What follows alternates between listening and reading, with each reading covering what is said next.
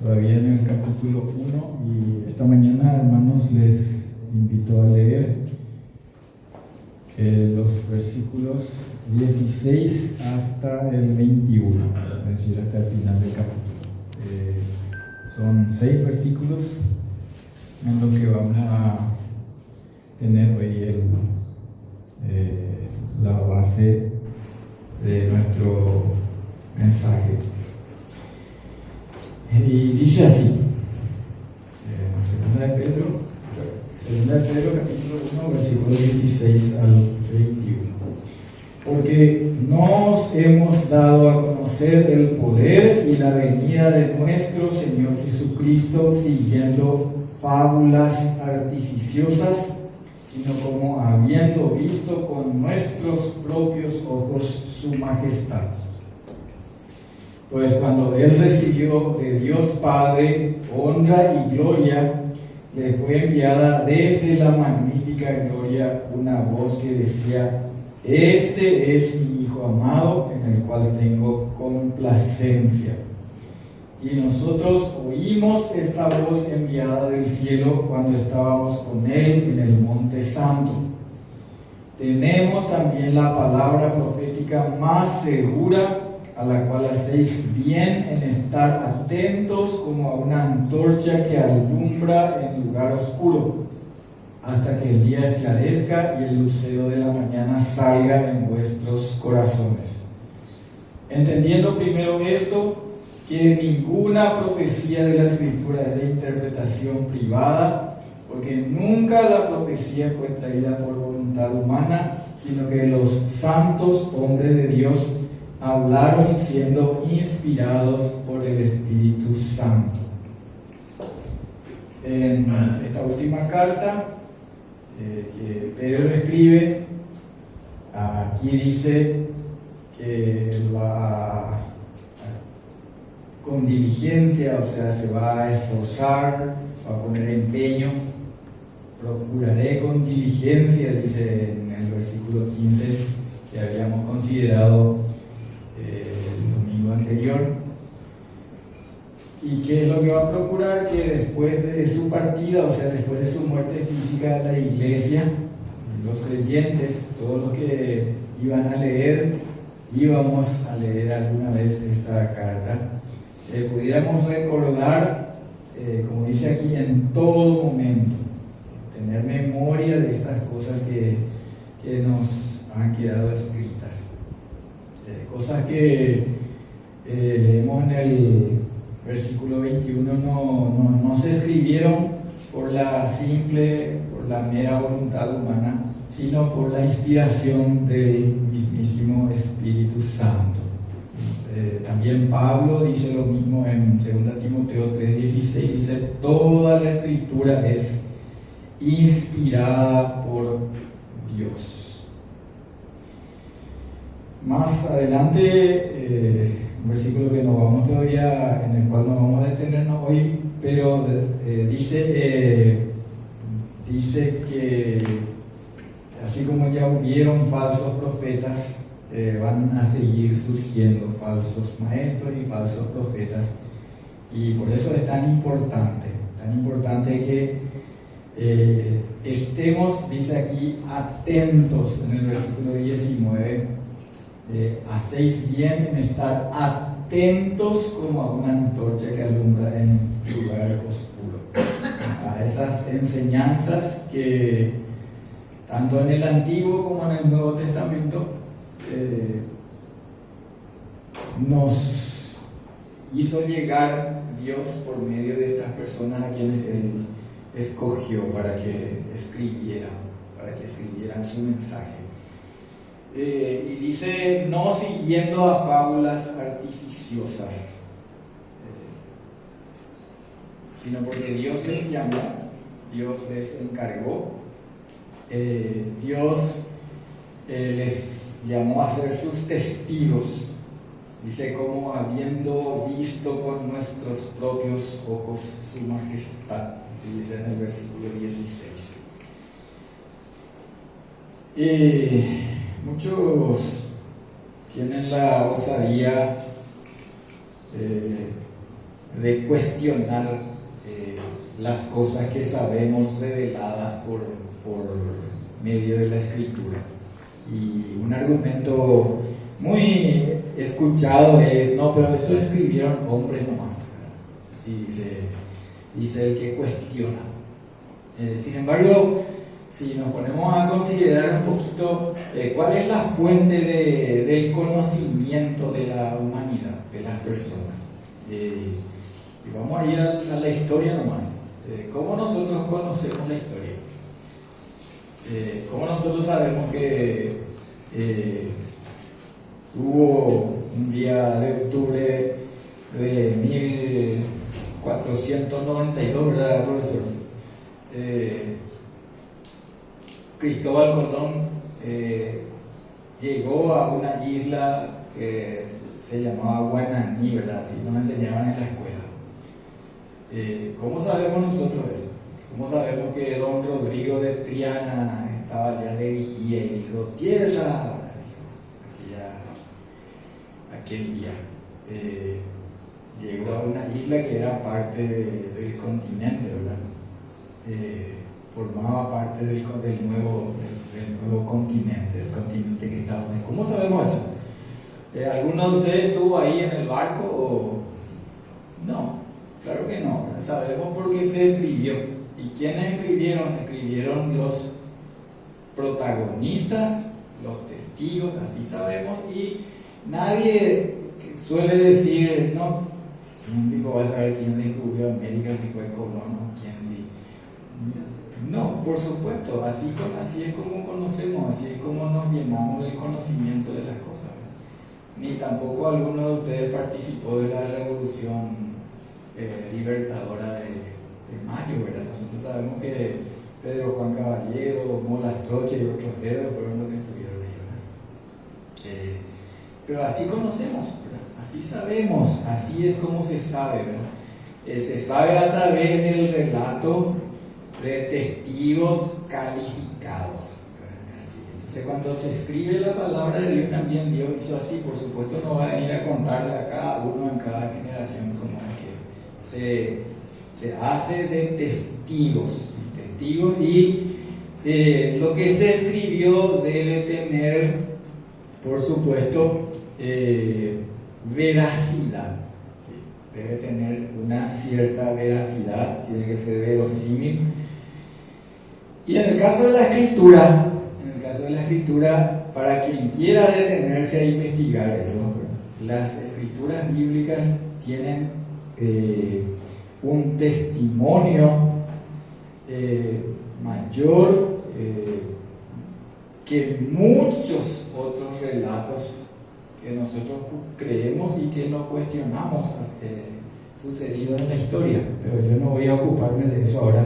Pero el investigador honesto, en vez de descalificar, tendría que investigar cuáles son las evidencias a favor de la veracidad de lo que está escrito en la palabra de Dios. Pero nosotros creemos en esta palabra que Dios inspiró, ¿sí? porque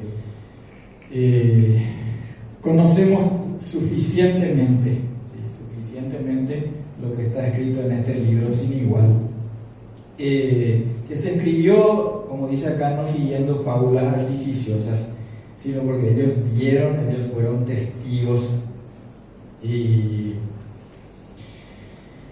los testigos que Dios mismo escogió. ¿Por qué es que se cuestiona tanto esto? Hay un salmo, el Salmo 2, en los versículos 1 y 2, ustedes pueden mirar ahí, ¿verdad? Yo no voy a leer, pero ahí dice que las gentes, los pueblos, los reyes de la tierra, los príncipes, se confabularon contra Dios y contra su ungido. Ese es el punto principal, hermanos, de los cuestionamientos. ¿Y por qué? Y porque si la palabra de la Biblia, de la Escritura, es verdad, entonces hay que atenerse a las consecuencias. Y las consecuencias son que Dios, creador, es también el juez de toda la tierra. Y hay que rendirle cuenta. Alguna vez hay que rendirle cuenta. Entonces el hombre en su pecado prefiere decir, no, eso no sabemos luego si es cierto. Entonces tranquilamente voy a continuar en mi forma de vida, en mis pecados, porque no tengo que darle cuenta a nadie. ¿Sí? Pero la Biblia dice que un día toda rodilla se doblará y toda lengua confesará que Jesucristo es el Señor. Porque evidencia hay suficiente. Desde las cosas creadas, sin entrar aún en la revelación escrita, dice en la carta a los romanos que en la creación ya se hace evidente la obra de Dios y la existencia de Dios. Y es así, claro. Algunos de ustedes tal vez hayan mirado el eclipse parcial que se pudo ver ayer a la tarde. No sé, ¿alguien miró? Yo sí, estuvimos mirando en casa con unos lentes que yo compré hace 30 años, cuando hubo el eclipse total, y tengo todavía. Interesante porque los científicos ya pudieron decirnos exactamente a qué hora podíamos mirar, ¿verdad?, con los recaudos correspondientes, y exactamente a esa hora se produjo. ¿Quién hizo que eso suceda precisamente a esa hora? No fueron los científicos, fue Dios. ¿Sí? Porque Dios es el que organiza y sostiene este inmenso universo para que funcione así, como un reloj suizo, ¿verdad?, digamos, ¿verdad?, o mejor, porque dice que los mejores relojes también tienen error, ¿verdad? Un segundo en 300 años, algo así es el error que tiene, ¿sí? Pero la perfección con que se sostiene y funciona el universo es creación de un Dios creador y ordenador y sustentador de todas las cosas. Y bueno, pero el necio dice en su corazón, no hay Dios, ¿sí? Y se cree muy moderno y muy avanzado porque dice eso. Sin embargo, hace miles de años ya Dios dijo, y dice ahí en el Salmo 14, el necio dice en su corazón, no hay Dios, porque no quiere rendirse ante la evidencia, porque la evidencia le va a llevar a tener que someterse y sujetarse, ¿sí? Bueno, entonces es verdad la palabra de Dios que nos fue escrita, porque Dios escogió a estos testigos calificados y les dijo, ustedes van a ser mis testigos. Y hay una palabra que aquí usan y que yo quiero enfatizar un poco. Dice estar atentos, ¿sí? Atentos, atender. ¿Qué significa esto? ¿Y por qué? ¿Qué implica cuando se nos dice, por ejemplo, una maestra o un maestro cuando le dice a sus alumnos, atiendan, o tal vez en casa, ¿verdad? El papá o la mamá, o en el trabajo, el instructor, el capataz, el jefe, dice, atiendan lo que les voy a decir. ¿Sí? ¿Qué quiere decir eso? ¿Atiendan para qué? ¿Para saber lo que dijo nomás o para qué? No, atiendan es para que obres en consecuencia a eso que se te está diciendo, ¿sí?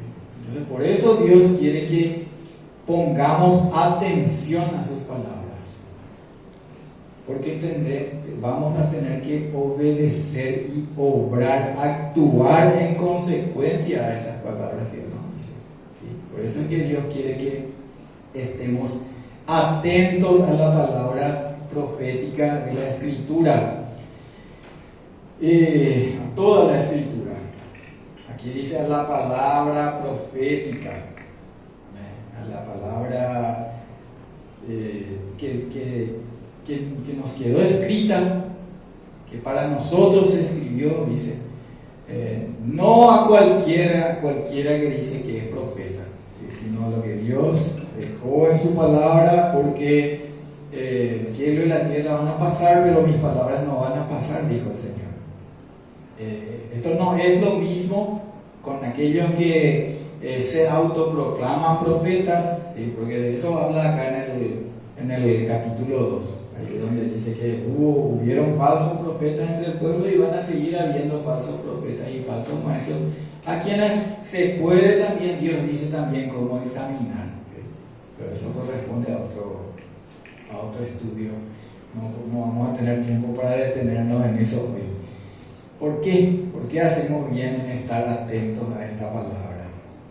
Hacemos bien en estar atentos a esta palabra porque dice que nos fue traída al escritor porque un día tuvo ganas de escribir o algo así, sino porque Dios mismo le mandó escribir. Y porque ellos mismos fueron, así como dice acá,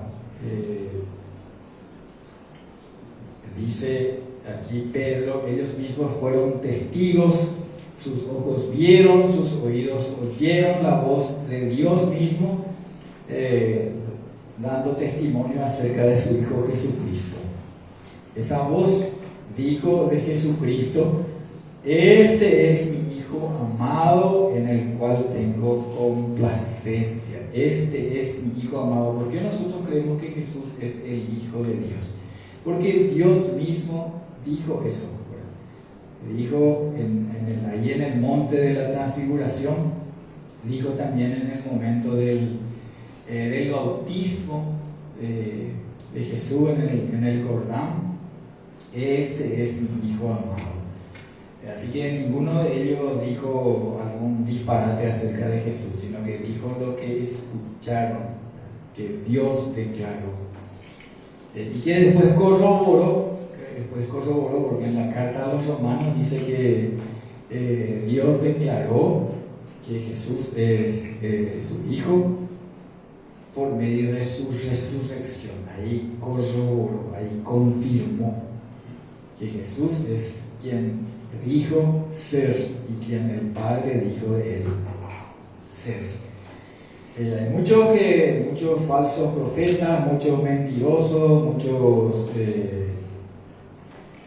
muchas religiones aquí y allá que dicen cualquier cosa acerca de Jesús. Por ejemplo, los hindúes dicen que Jesús es una de las múltiples deidades.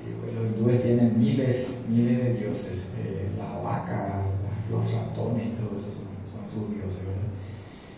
Ellos dicen que Jesús es uno de ellos. Los budistas dicen que es un gran maestro, un iluminado.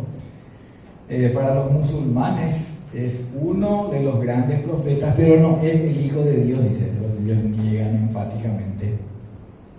Pero Pedro, Mateo, Juan, los que oyeron a Dios declarar, entonces ellos aseveran, porque así escucharon, que Dios dijo: este es mi Hijo amado y en él tengo contentamiento. Eso quiere decir, solamente en él se satisface Dios. Nosotros no podemos, ustedes saben que Dios no puede contentarse en nosotros, ¿sí? Yo no puedo ser tan bueno, tan justo, tan recto que Dios se contenta conmigo. No. Dios solamente se contenta en nosotros cuando estamos en su Hijo, solamente en Cristo. Necesitamos estar en Cristo para contentar, para satisfacer a Dios.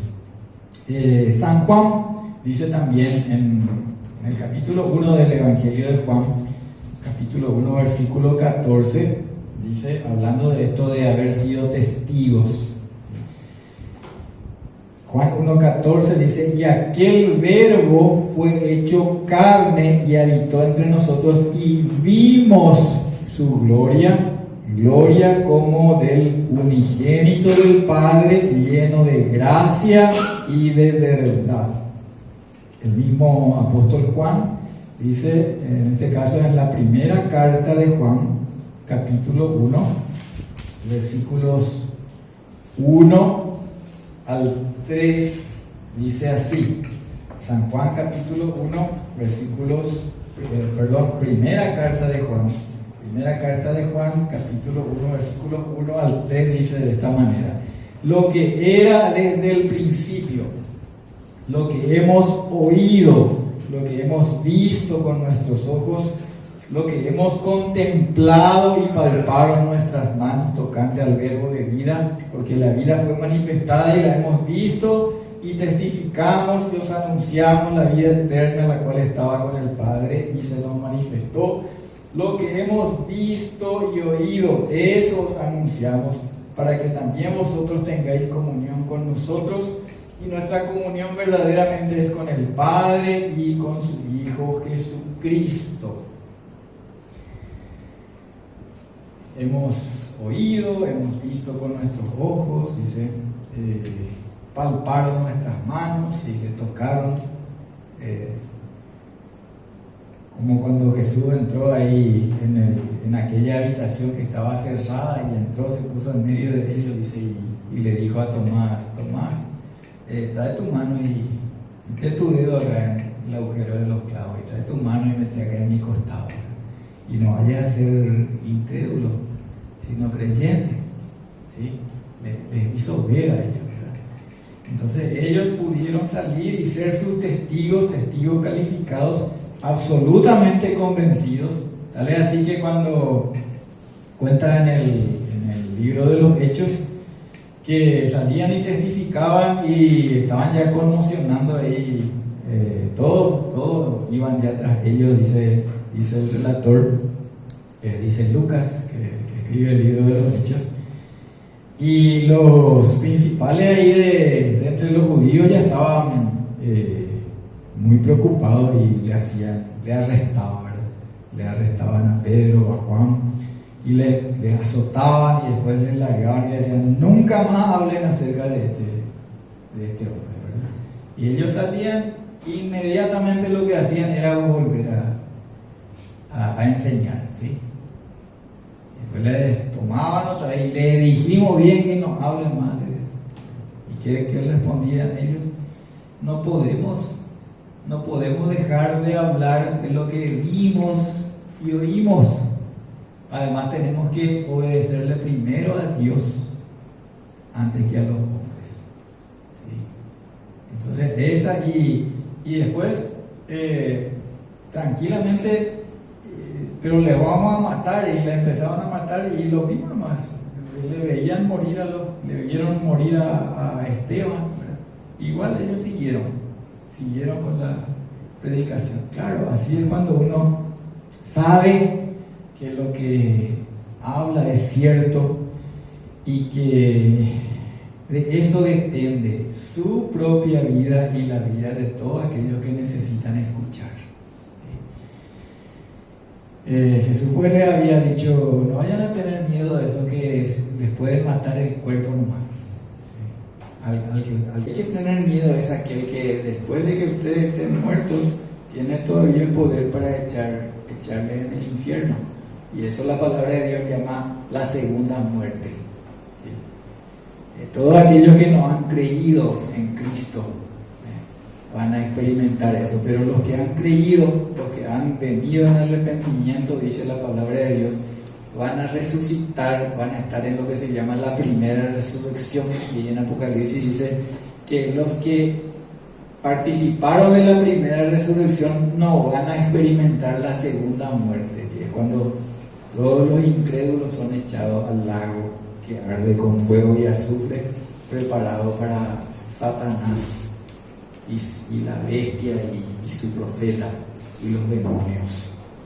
Cuando eso se sabe, y nosotros sabemos a través de un testimonio así tan claro y tan grandioso, porque los mismísimos testigos nos dicen.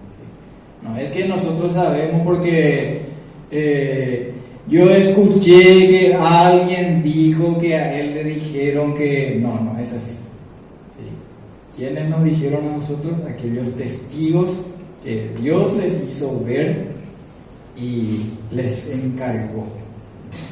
Hay mucha gente que no cree en Dios también, pero atendiendo a cómo va aquí la carta, yo ya les adelanté un poco del capítulo 2, que ustedes tienen ahí, también habrán leído y pueden leer. Muchos que no creen a Dios y no creen en el testimonio de Dios, sin embargo creen en fábulas artificiosas, creen en lo que alguno dice que vio, en lo que alguno dice que vio en visión o que vio en su sueño, ¿sí? Y creen más estas cosas que lo que dice la palabra de Dios. Lamentablemente es así. A mí me ha tocado, y seguramente que a muchos de ustedes también, testificar a personas que desacreditan lo que dice la palabra de Dios, pero dicen, no, a mí se me apareció en mi sueño tal o cual san esto, san aquello, esta o aquella virgen o lo que sea, y me dio este mensaje. Hay lugares de reunión, así lugares de peregrinación en donde hay un elegido, un vidente o una vidente, y él o ella es la que recibe los mensajes de la tal o cual aparición, ¿verdad? Y después les transmite, y eso creen, ¿verdad? Eso se cree, en lugar de creer lo que dice la palabra del Señor.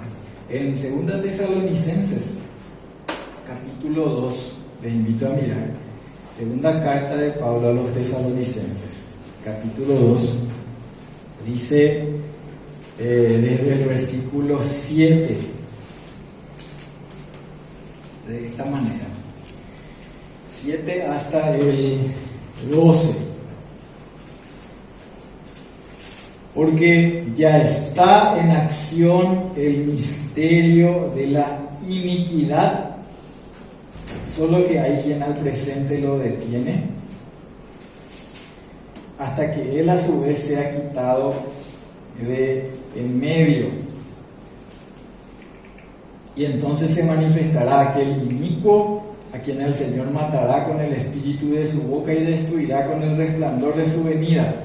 Inicuo, cuyo advenimiento es por obra de Satanás, con gran poder y señales y prodigios mentirosos, y con todo engaño de iniquidad para los que se pierden, por cuanto no recibieron el amor de la verdad para ser salvos. Por esto Dios les envía un poder engañoso para que crean la mentira, a fin de que sean condenados todos los que no creyeron a la verdad, sino que se complacieron en la injusticia. Hermanos, así es como funciona. El que no cree en la verdad termina creyendo la mentira. No cree en la verdad tan evidente y cree en fábulas artificiosas, en sueños, en visiones mentirosas de cualquier falso profeta o falso maestro. Si fuéramos obedientes, atendiendo a la palabra de Dios, a las Escrituras, entonces no seríamos arrastrados nunca por el error. Pero lastimosamente, alguien cualquiera dice que oyó la voz, que está viendo ahí algo, ¿verdad? Hace poco veía uno que dice que veía ahí en su reunión cayendo notas musicales de oro, porque ahí le estaba eligiendo a alguien que iba a ser ministro de música. Por supuesto era alguien preparado ya para que venga ahí. Había sido que estaba ahí entre el grupo y nadie sabía que tenía una voz maravillosa, y cantaba, le dice, y canta así como una voz, parecía como para ganar un concurso de camino al éxito. Bueno, no sé cómo, cantando se llaman ahora los concursos. Nadie sabía, solamente él supo porque vio ahí que se caían notas musicales de oro, ahí poco, ¿verdad? Sobre mentira. ¿Sí? Y se creen ese tipo de cosas y la gente incauta cree ese tipo de cosas porque no cree en la verdad revelada de la palabra de Dios. Es una pena, hermanos, pero esto sucede. Sucede y la gente va tras los falsos profetas, va tras las falsas doctrinas. ¿Sí? Algunos dicen, sí, allá esa estatua está llorando. Y ya se van así como borregos, ¿sí? A verle ahí, a escuchar, a ver qué es lo que está queriendo decir esa estatua que está llorando. Y no es lo que llora lágrimas, sino que llora sangre. ¿Sí? Y así se van, ¿verdad? Y se pierden así, se pierden. Oseas capítulo 4, hermanos, versículo 12, dice algo muy particular y me llama la atención. Porque dice, bueno, nosotros sabemos que el ídolo no es nada, dice, y la palabra de Dios repetida a veces dice, por ejemplo en el Salmo 115, ¿verdad? Que los ídolos, esos que están fabricados por artífices humanos, lo único que pueden hacer es, dice, estar así parados como espantapájaros en medio de un pepinar, ¿verdad? Y no ven, no escuchan, no huele, no se puede ir ni siquiera puede sostenerse a sí mismo, dice, ¿verdad? Entonces cuando le van a llevar así a pasear tienen que atarle bien para que no se caiga, dice. ¿Sí? Así dice la palabra de Dios, hermanos. ¿Sí? Sin embargo, acá en Oseas capítulo 4, fíjense cómo Dios dice.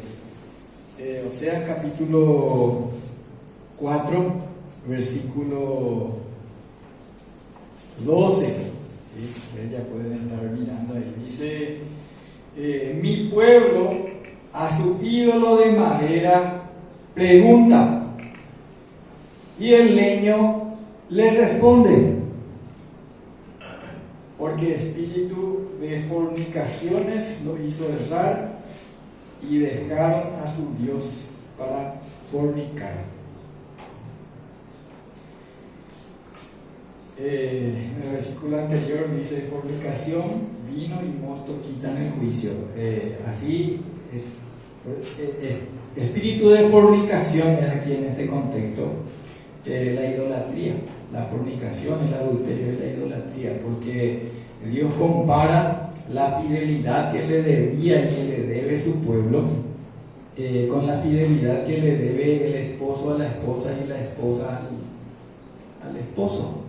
Y cuando uno se va así tras los ídolos, entonces para Dios es como pecado de fornicación, de adulterio. Entonces dice, bueno, mi pueblo le pregunta a su ídolo y su ídolo le responde, dice. O sea, esa persona cree que le responde. Y así es como surgen aquellos que, bueno, ustedes van a ver seguramente en cada advocación que hay de este o de aquel, dice que le dio un mensaje. Le respondió. Y le responde cosas que son siempre contrarias a lo que dice la Escritura. ¿Sí? Por ejemplo, les manda, sí, van a hacer, quiero demasiado, quiero que me recen este rezo que dice acá. Y que si lees la palabra de Dios dice que exactamente eso es lo que no tenés que hacer. Así es, hermanos, cuando atendemos a fábulas y cuando el pueblo atiende a fábulas artificiosas y no a lo que Dios dice. Versículo 19 dice que a esa palabra hacemos bien en estar atentos como a una antorcha que alumbra en lugar oscuro. A esta palabra, la palabra de Dios, que no cambia y que permanece para siempre. Hacemos bien en estar atentos. Vamos a ver un poco también el porqué allá en Deuteronomio capítulo 32. Deuteronomio capítulo 32, versículos 46 y 47, cuando Moisés les estaba dando la ley, dice, Deuteronomio 32.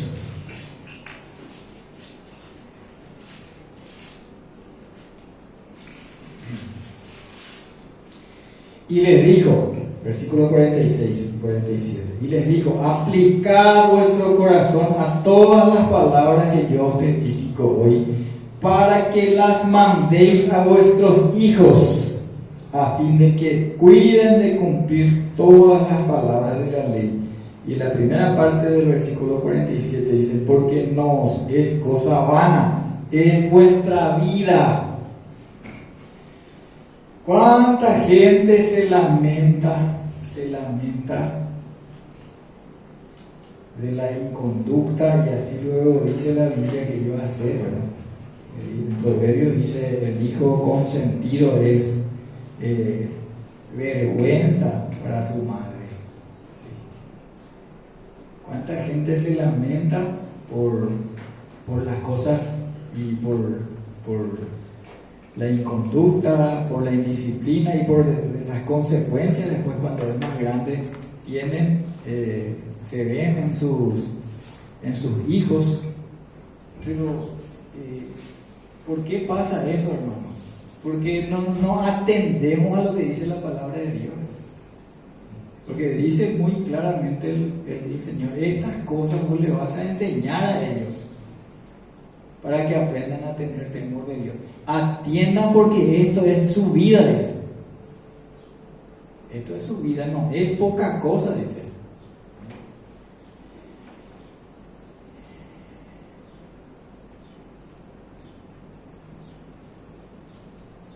Hebreos capítulo 2, versículos 1 hasta el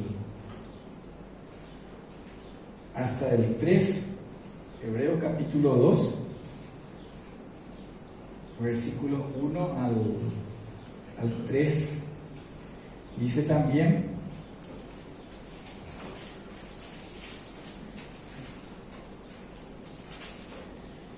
por tanto es necesario que con más diligencia atendamos a las cosas que hemos oído, no sea que nos deslicemos. Porque si la palabra dicha por medio de los ángeles fue firme, y toda transgresión y desobediencia recibió justa retribución, ¿cómo escaparemos nosotros si descuidamos una salvación tan grande? Hasta ahí leo, hermanos.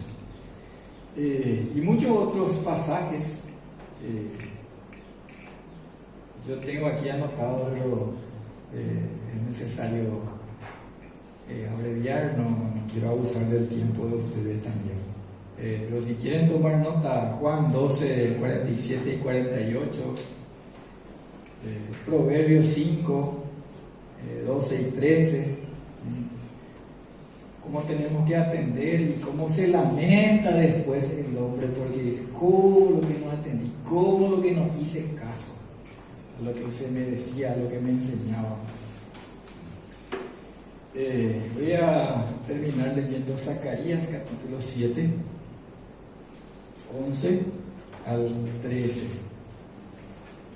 El libro del profeta Zacarías es el anteúltimo libro del Antiguo Testamento. Dice versículo 11 hasta el 13. Zacarías 7, 11 al 13. Dice Dios: pero no quisieron escuchar, antes volvieron la espalda y taparon sus oídos para no oír, y pusieron su corazón como diamante para no oír la ley ni las palabras que Jehová de los ejércitos enviaba por su espíritu, por medio de los profetas primeros. Vino por tanto gran enojo de parte de Jehová de los ejércitos. Y aconteció que así como él clamó y no escucharon, también ellos clamaron y yo no escuché, dice Jehová de los ejércitos. Qué severo es, hermanos, severa es la palabra de Dios. Hoy es tiempo de estar atentos a su palabra. Oramos. Padre nuestro, gracias te damos por esta palabra tan rica, a través de la cual podemos verdaderamente conocerte, conocer tu carácter, Señor, y entonces tener temor y agradarte a ti, porque eso es lo que debemos, Señor, porque nos hiciste y también enviaste al Redentor Jesucristo para que nos redimiera por medio de su sangre. Te alabamos, Señor, gracias te damos en su nombre. Amén.